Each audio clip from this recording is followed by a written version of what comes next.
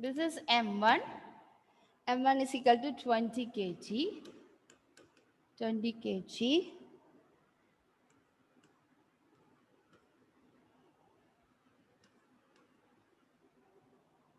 And M2 is equal to 30 kg. 30 kg. And it is pulling. Okay. So, this is one tension acceleration. So actually, the force is acting. The force is acting that the mass M2 is pulling. Mass M2 is pulling M1. Okay, mass M2 is pulling M1. So gradually, the first mass experience the total tension actually in that, because it is not in that, because M2 is pulling M1. So whatever tension experiences by this thread, it is experienced by mass M1.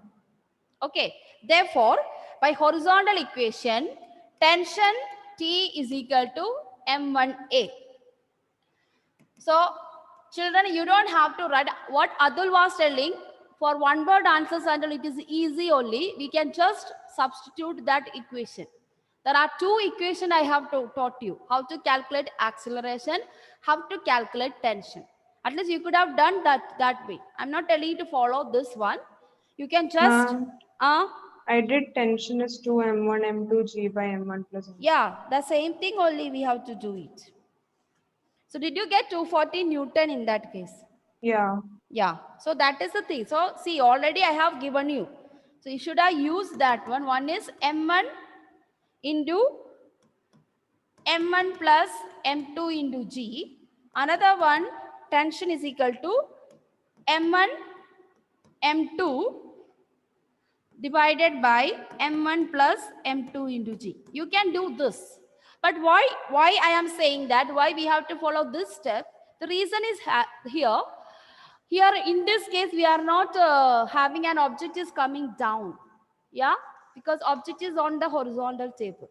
Okay, by the way, every object in the universe experiences gravitational force, but in this particular situation, uh, even you apply this equation, you will get the same answer, but the particular situation you have to understand.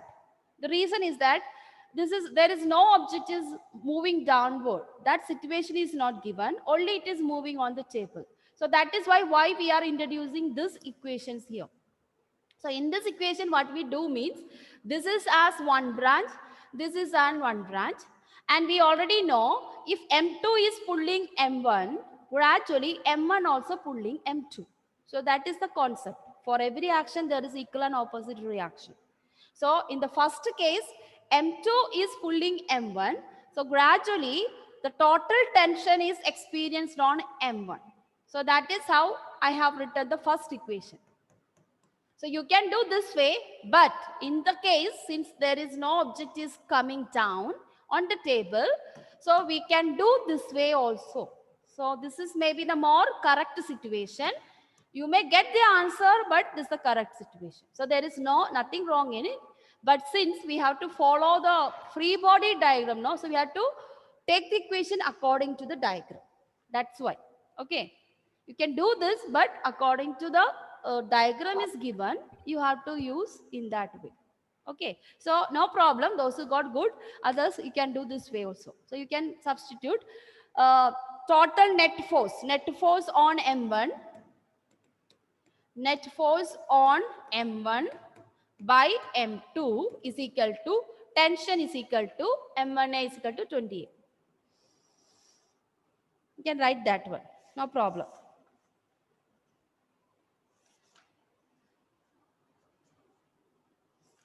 Total net force acting on M1 due to M2 is T is equal to M1A is equal to 20A.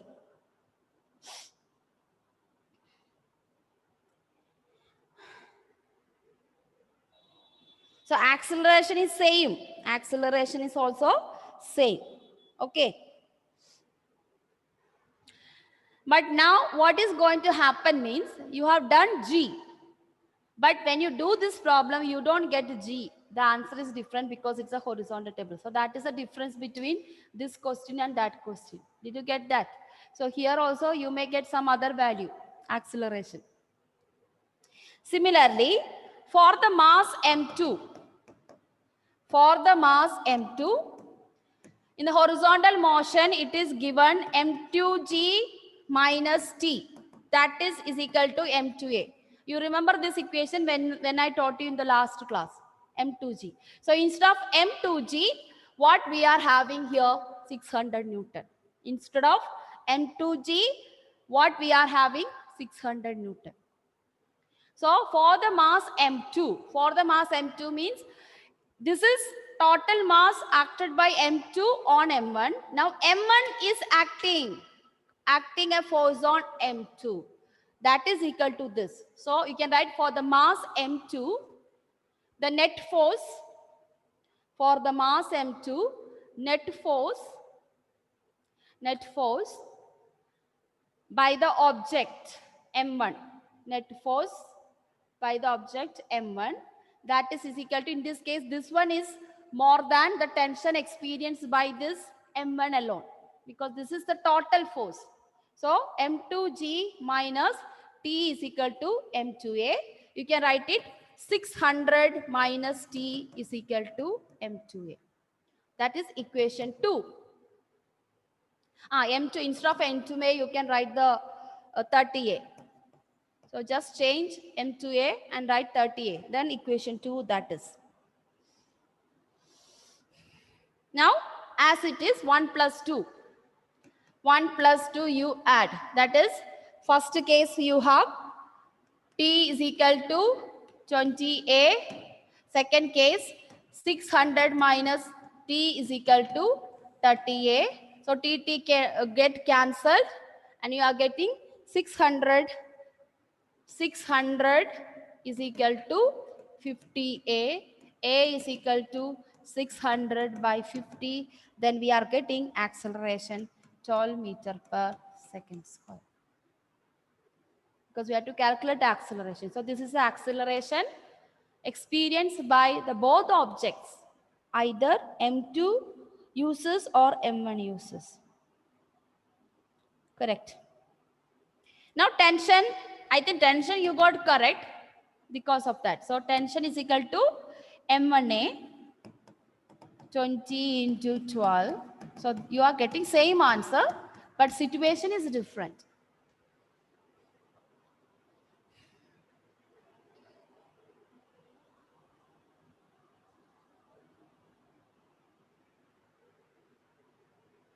So look at the diagram. How the diagram is given to you. According to that, you can apply vertical motion, horizontal motion equations, vertical motion equations, and as well as the lift, that 4 cases. That's enough to do this kind of problems. Okay, children. Now there's a possibility. If you consider a possibility, just imagine, suppose 600 Newton is pulled by m1. Just imagine that case. So we can have answers in both the cases if you want. Okay, according to the question. So in that case, just imagine that case. What is the change in the answer? That is what we are going to do. So here it is m1, here it is m2. Now just imagine 600 Newton is applied on m1. 600 Newton is applied on m1. Therefore, what happened? Acceleration will be in opposite direction. As it is in the same cases, in this case, m1 is pulling m2 actually. m1 is pulling m2. So what happened? Nothing, that just equation changes different. Because here m1 is pulling. In the first case, m2 was pulling m1. So since they both have different mass, m1 has a different, m2 has different mass, there will be changes in the answer. Okay, there will be changes in the tension. Okay, can you tell me without doing the problem? Everyone come online. Okay, I'm just asking to Gayatri. Gayatri, when M2 is pulling M1 with 600 Newton, we got tension is 240 Newton. Okay. Now I given a case that 600 Newton is applied on M1 and M1 is pulling M2 now. That is extra force is given to M1 to pull just M2. My question is, will this tension experienced by mass M2 will be less or more than 240 Newton? The tension is now experienced on whom? M2. Why? M1 is pulling with the 600 Newton.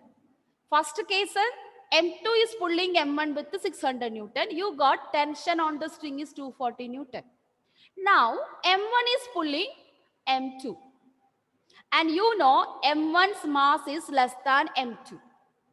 My question is, will the tension more or less than 240 Newton in this question? M1 is less than M2. Tension will be more or less? Logically speaking, you think. More, right? More. It will, yes, correct. What about others? Did you get that idea? M1 mass is less than M2. M1 is pulling M2 with 600 Newton. Now, the tension will be more than 240 Newton. Do you agree with me that? Do you agree in the practical life? Do you agree? How it is, a small object is pulling big object. So how much tension will be on the string? Is it more or less? More. More. So that is the same ideology we are using in this case. So in this case, when you do, you should get an answer greater than 240 Newton. So this is some intuition you can give. Before doing a problem, if you think that way, then you know it, oh, my answer, it should be greater than 240 Newton in this case. Then how can be the equations I should take? Okay. So that is what we have to think. So little bit we are ordered to solve this kind of problems. If you understand, it will be very easy. Just think about some objects in our daily life. So whenever I teach you, it is better you imagine with me the things. You imagine with me the things, then you can understand and you will able to do the problem better. That is my ideology. That is how I am solving the problems. Okay. So what is going to be, whatever equation we have going to be written will be different in this case. So we can write thus net force on M2 because M1 is pulling. Those who cannot understand, you can write some statement like that for your understanding. Exam not necessary, because M1 is pulling M2 with 600 Newton. So total tension will be M2A here. So total tension will be M2A, that is equal to 30A, equation 1.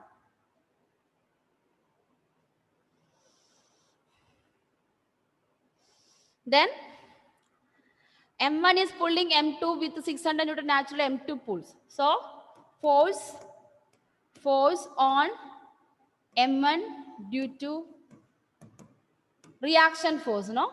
M1 due to M2. M2 will be just opposite situation what I told you. 600 minus T is equal to M1A. After all, 600 is going to be the same, both the cases. Now add 1 plus 2. Add 1 plus 2.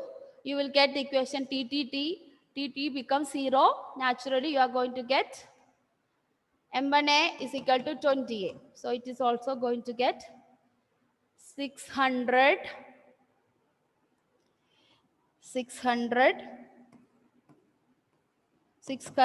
is equal to 50A. A is going to get same acceleration, there is no change. That is understood now. Acceleration will not change, but tension will change.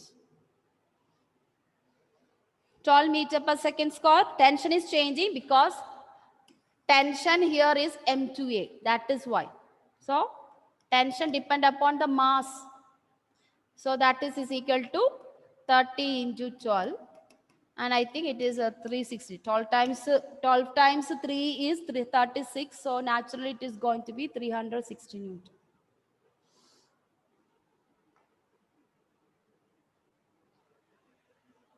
Okay, so these are the two cases. Either more mass is pulling the small mass or small mass is pulling the more mass.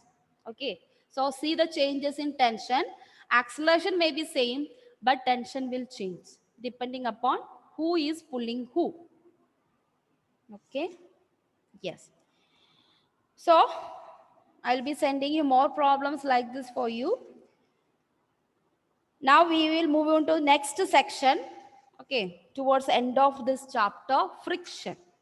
Already we have studied friction. So we are moving on to next section.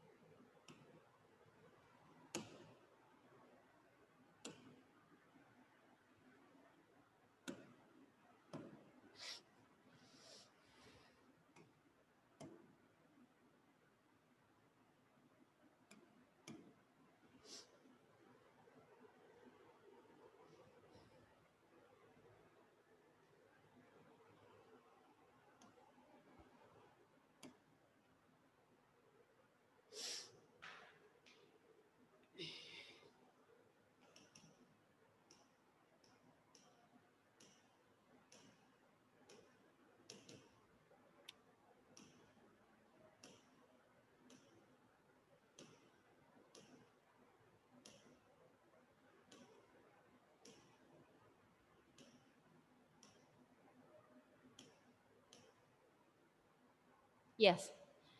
So we are moving on to the next section, friction. Already we studied in 8th standard. Do you remember the chapter friction? The second part of the chapter, we have learned contact forces and non-contact forces. In that one type of force is friction. Okay. So everyone knows what is friction. Nevin, what is friction, Nevin? Frictional force. Force between two bodies, like Huh? opposite force acting on a body. Force acting between between two surfaces in contact. The force which is acting two surfaces in contact is known as friction. Okay, and this friction always acts against the motion of an object. Friction is always act against the motion of an object. So what is frictional force? The force which is acting between two surfaces in contact. The force which is acting between two surfaces in contact is known as frictional force. Frictional force which always opposes the motion of an object over a surface, whichever, whether it's a sliding, whether it's a rolling, so whether it's a cycling, whether a cricket you are playing, rolling the football, everywhere it experiences a force. So it is just like a Newton's third law. That is, every action there is an equal and opposite force. So when an object is moving in opposite one direction, the frictional force is pulling that object in opposite direction, and it is negative, always negative. So a ball rolling on ground gradually. Now what is the use of frictional force? So in our 8th standard, we have learned the advantages and disadvantages of friction. So in that we have learned, if there is no friction, we cannot even touch an object, or you cannot even touch an object or pick an object, lift an object. You cannot do anything. You cannot walk on the surface. You cannot, so don't think that only gravitational force is making us to walk. Gravitational force is only pulling us towards the center of the earth. But against the gravitational force, there are so many forces that is combined, and you are getting an equilibrium, or you are coming to a balanced condition. So frictional force is just like that. If normal reaction force is upward reaction force, but frictional force is the horizontal reaction force. If normal reaction force is upward reaction force, then friction is the horizontal reaction force.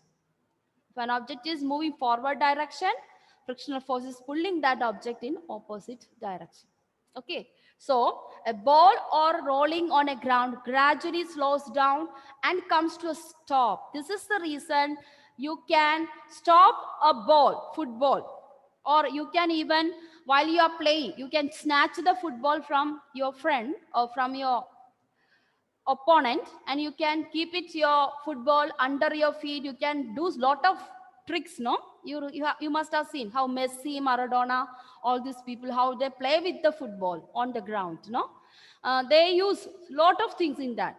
They take the football through other legs, this, that, and all, but everything they are able to get a good grip on the football because of the frictional force. That is the reason any object, when it is rolling or moving, it comes to stop till you apply an unbalanced force. You continue applying unbalanced force, object will continue moving. But if you don't apply unbalanced force naturally, frictional force stop the things. That is why any ball which is rolling on the surface, after some time it stops. Similarly, you can apply the brake. What is the brake system of the vehicle? It is based on the frictional force. So brake applies, it increases the friction when you apply the brake in the bike and car, and slowly bike or car comes to stop. Okay, and you must have seen that a sudden brake will produce a tremendous heat energy and tremendous sound, but a slow brake, the car will move little further and then it stops. Okay, so that is friction. Similarly, if you stop pedaling the bicycle, same thing happened. Yeah, after some time you stop pedaling the cycle, move little further and comes to stop gradually. Why? You are not applying unbalanced force. Gradually frictional force is going on increasing and it stops. Okay, so that is known as frictional force. An object with a uniform motion will continue to move with uniform motion if the forces acting on an are balanced. I already explained to you balanced and unbalanced force. If an unbalanced force acts on the moving body, then speed, direction, everything changes. But if unbalanced force is removed, it will continue to move with the speed it would occur till then it stops. Till then it stops. Now, depending upon the situation, we have types of friction. Before we go to types of friction, what are the things affecting the friction?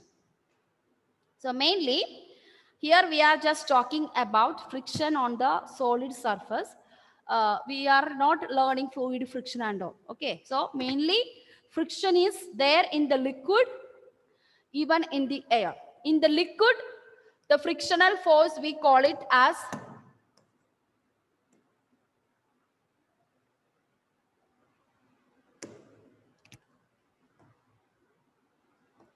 you must have heard about it. Okay, the friction in fluids, that means water, liquids, whatever, that we call it as viscosity. That you will be learning in volume 2, mechanical properties of fluids. You are coming to Bernoulli's theorem and all. There you will learn viscosity. Similarly, friction in air. Friction in air, we call it air resistance. Air resistance. And another word we use, drag force, which was experienced by parachute. Okay, drag force. Parachutist experiencing that drag force due to umbrella. Okay, so air resistant drag force. And frictional force in liquid, we call it viscosity, and sometimes they use the word viscous drag. Viscosity or viscous drag. So these things we will be studying in volume 2. At present, we are learning in mechanics only the frictional force on object which is on the surface of the earth. We are not dealing with the fluid friction, not dealing with the air friction. Okay, children? So, first we are moving on to factors affecting friction. The first factor is area of contact. How much area an object is in contact? Area of contact. So first factor, area of contact. That means more the area of contact, more is the friction. More the area of contact, more is the friction. More is the friction.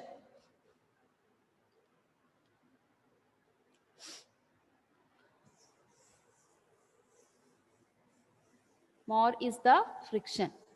Second one, mass of the object. First one, area of contact. How much area you contact between the surface. Second one, mass of the objects. Heavier the mass, greater the frictional force. Heavier the mass, greater the frictional force. Heavier the mass, greater the frictional force. Heavier the mass, greater the frictional force.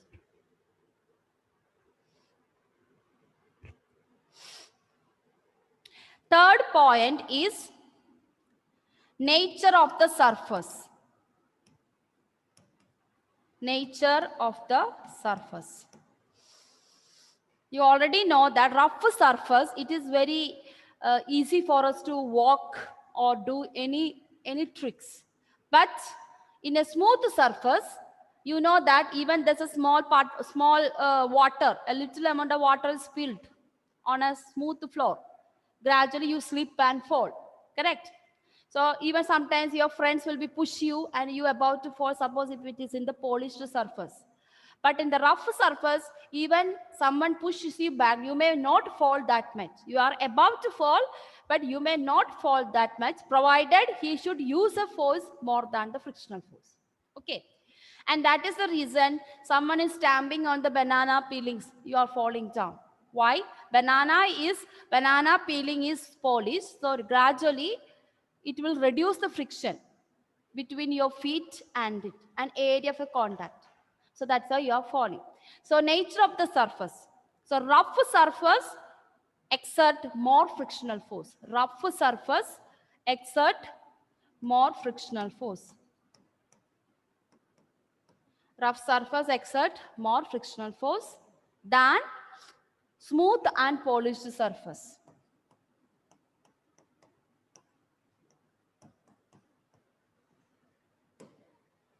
Smooth and polished surface.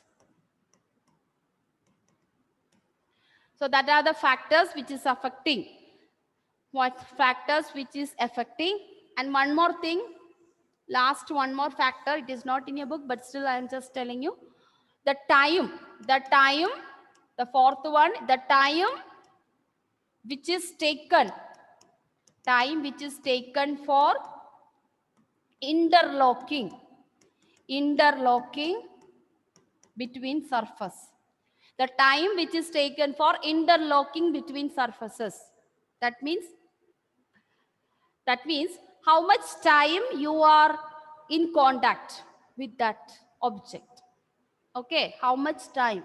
Okay, if it is a very flat surface, our interlocking between our feet and the surface is more. So gradually you may not fall. So that's why you can walk very smoothly, okay, without falling. But if you go to edge of some floor, there's a chances of, if you reach to the edge of a floor or something, there's a chances for that to fall down. Okay, just like a valley and all, you can come to the edge of it. There's a chances of slipping and falling down. This is because the area of contact is less and the time taken for interlocking between your feet and the floor is less. So area of contact, mass of the object, nature of the surface, and last one is the time which is taken for interlocking between two surfaces. Okay, So when water is spilled on a polished floor, naturally interlocking time between your feet and that surface is less. That's why you may slip and fall down because of the water. Clear? Okay. So that is why. Now, how can you overcome the friction? As we seen here, the second picture is a cartoon picture. He is giving a small push, but area of the contact of the block and that surface is more. It is not moving. But when he apply more push, so he is applying applied force more than the frictional force, then it start moving. So there will be time comes, slowly you increase the force. There is a time come, frictional force and your force both are same. That is the time you are balanced. Okay. At a time, your unbalanced force and frictional force comes equal. Then that is the time we can say we are experiencing concurrent forces, or we are in equilibrium condition and we don't experience it. But once unbalanced force overcome the frictional force, then you started losing the contact between the surfaces. So that is the reason for it. And on the basis of situations, frictional force is divided into three. You can just write a static friction, number one. Static friction. Second one is kinetic friction. And kinetic friction is the one which is divided into two. Static friction and kinetic friction. Practically, two friction, static friction and kinetic friction. Then under kinetic friction, you can write it is divided into two. That is sliding friction and rolling friction. Sliding friction and rolling friction. Okay. First we discuss about static friction. When we go to the sliding friction and kinetic friction and all. Okay. So just write what is static friction. Don't write everything. When I teach you sliding friction, that is the time you can just mark it out. So that will be in the next class. Static friction, the frictional force that comes into play until an object starts moving. Till an object move, the frictional force which experience, that is known as static friction. So static friction is the frictional force that comes into play until an object starts moving. So in order to move that, you have to apply an unbalanced force. So that is known as static friction.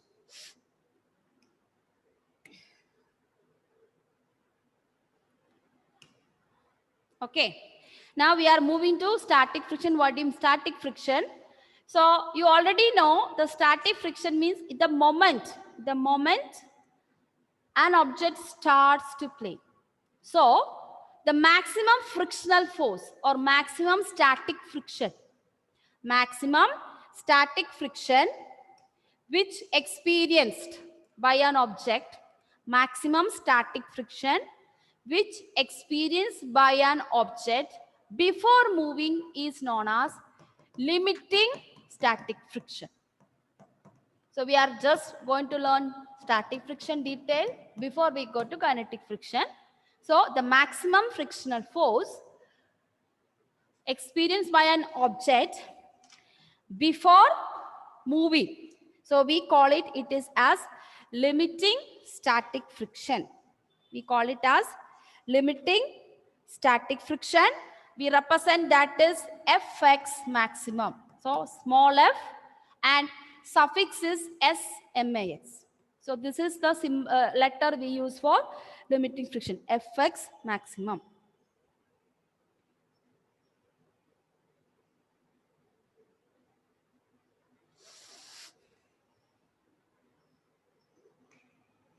So once the static friction reaches to up to this maximum value, it cannot It cannot prevent any motion. Object will start moving. This is the maximum capacity to apply the limiting static friction. So, one of the important point is already we know friction is depending upon area of contact. But static friction does not depend on area of contact. So that is why we are able to move. Gradually, friction is a factor. But in the case of static friction, it does not depend on area of contact. So that is a peculiar feature of static friction. And second point, static friction is directly proportional to normal reaction force. I already told you, in a vertical motion, normal reaction force equal to the frictional forces. That's a vertical normal reaction. Frictional force is the horizontal normal reaction force. Thus, Fx maximum. So Fx maximum is directly proportional to normal reaction force. Thus, we can say limiting friction Fx maximum. Remove the constant of proportionality, then you will get equation mu s r. So this is also used for exam. Mu s r. Mu suffix s r, where mu x is known as coefficient of limit static friction. Coefficient of static friction. Okay. So limiting friction Fx maximum is equal to mu s r, and where mu s is known as the coefficient of static friction, r is the normal reaction force. Okay. So I wind up the session, children. We'll continue in the next class. Okay. So Fs maximum is equal to mu s, mu suffix s into r. So we'll meet in the next